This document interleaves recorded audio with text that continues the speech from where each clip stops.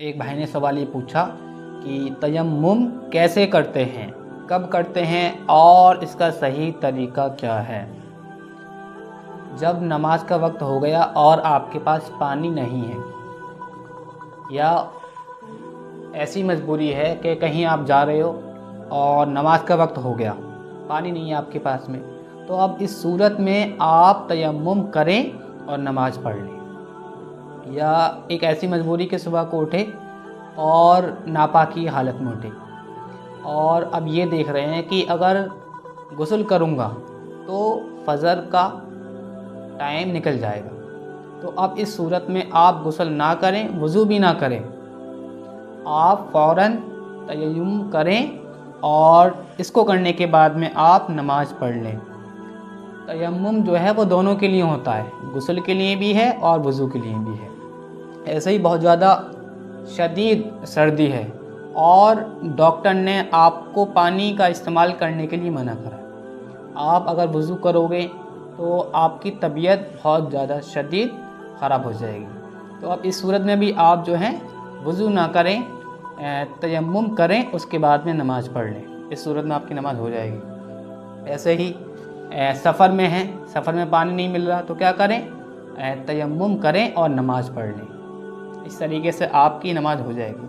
अब ये है कि एक सूरत ऐसी भी मान लेते हैं कि कहीं गए और रास्ते में वो जो है गुस्ल फ़र्ज़ हो गया या फिर किसी भी सूरत में गुस्ल फ़र्ज़ हो गया। अब क्या करें कि अब नहाने की तरकीब नहीं है, ना ही पानी मौजूद है, तो अब गुस्ल फ़र्ज़ होने के बाद में भी आप फ़कत तयम्मुम करें और नमाज पढ़ लें, आपकी नमाज हो जाएगी। अब यह है कि इसका सही तरीका क्या है, इसका सुन्नत तरीका क्या है और किस तरीके से तयम्मुम किया जाता है। तो याद रखें कि तयम्मुम में 2 फ़र्ज़ हैं, यानी कि 2 अरकान हैं इसके, वो आप कर लोगे, उसके बाद में आप नमाज भी पढ़ सकते हो और आप वज़ू भी हो गए। जब वज़ू हो गया और पाक आप हो गए तो आप नमाज पढ़ सकते हो। पहला क्या है, पहला इसका अरकान है कि ज़मीन पर हाथ मारना। अब ये सवाल आता है कि तयम्मुम किस चीज़ से होता है या किन किन चीज़ों से होता है। तो याद रखें ज़मीन की हर एक जिन्स से, यानी कि ज़मीन की हर एक चीज़ से आपका तयम्मुम हो जाएगा। अब ज़मीन से मुराद क्या है, मिट्टी। अब मिट्टी आप ये देख लें कि मिट्टी की ईंटें भी होती हैं जो हमारे और आपके घरों में होती हैं वो, और जो पुताई होती है वो भी होती है, टाइल्स वगैरह होती हैं, वो क्या होता है, वो जिन्स तो होता है मिट्टी का। तो मिट्टी की हर एक जिन्स से आपका तयम्मुम हो जाएगा।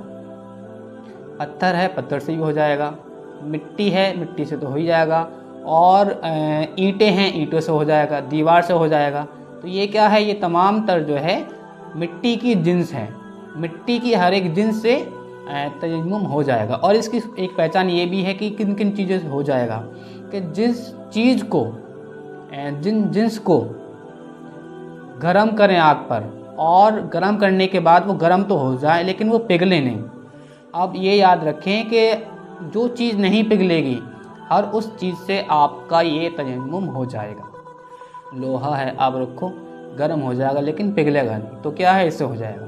मिट्टी है, रख दो आप, गरम हो जाएगी, काली भी पड़ जाएगी लेकिन पिघलेगी नहीं। ऐसी ईंट है, ईंट को रख दो आप, वो जो है काली हो जाएगी लेकिन पिघलेगी नहीं, तो क्या है, इनसे आपका तयम्मुम हो जाएगा। अब इसके 2 फ़र्ज़ हैं, 2 अरकान हैं।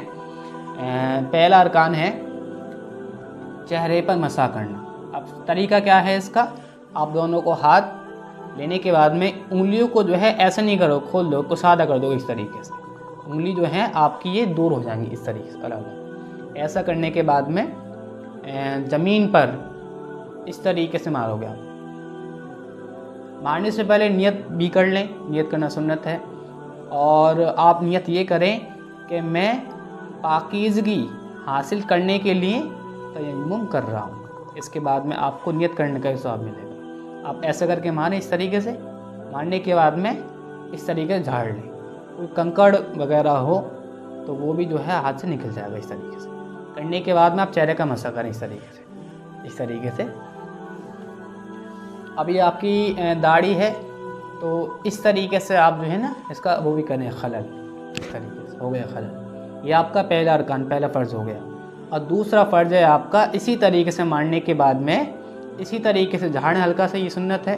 झाड़ने के बाद में पहले उल्टे हाथ से सीधे हाथ पे इस तरीके से मसा करें, इस तरीके से, इस तरीके से। ये हो गया। अब इससे आप जो है इस तरीके करेंगे, इस तरीके से, इस तरीके से। ये आपका मसा हो गया। तो ये 2 अरकान हैं तयम्मुम के। इस तरीके से आप पाक भी हो गए और आपका वज़ू भी हो गया। अब आप इसी से नमाज़ पढ़ सकते हैं, आपकी नमाज़ हो जाएगी। नमाज में किसी भी तरीके से कोई कमी नहीं आएगी। हाँ, नापाकी की हालत में नमाज़ पढ़ी है, यानी कि नापाक थे और ये आपने करा, तो अब इस सूरत में आपको नमाज को लौटाना तो वाजिब हुआ, वाजिबुल इयादा है, आपको नमाज लौटानी होगी।